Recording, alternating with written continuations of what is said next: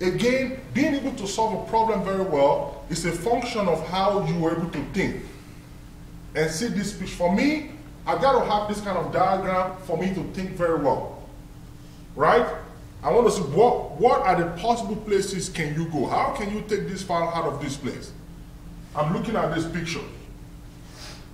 There are only 4 ways in which you can do it. Copy it on your local hard drive. Right? Yeah. Where is the file located? The file is located on the network. Okay. Who accesses the network? How would you know that? Registry. What part on the registry will tell me the last network or the network drive you attached or you viewed the last time? We'll show you on this slide. It's on this slide. Well, the guy has to go over here to grab the file because this is where the file is located.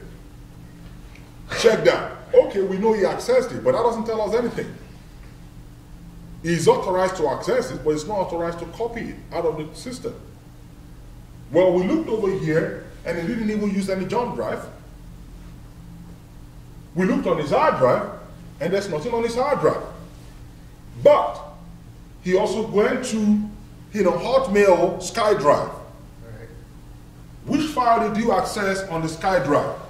Then we can begin to say, can we take a memory image? You understand? Or does Internet Explorer tells us what information this guy actually, map online?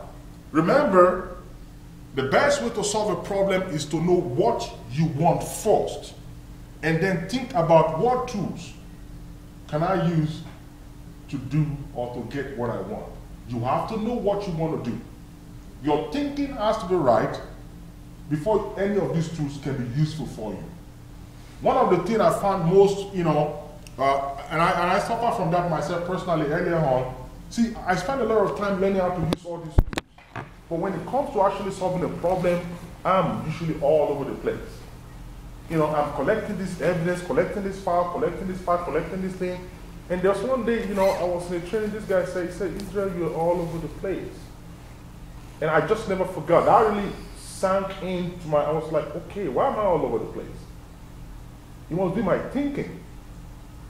I never had problem using those tools because I learned how to use them. Spent a lot of time learning how to use them. But my thought has to be sound. I have to back up and look at it like a story.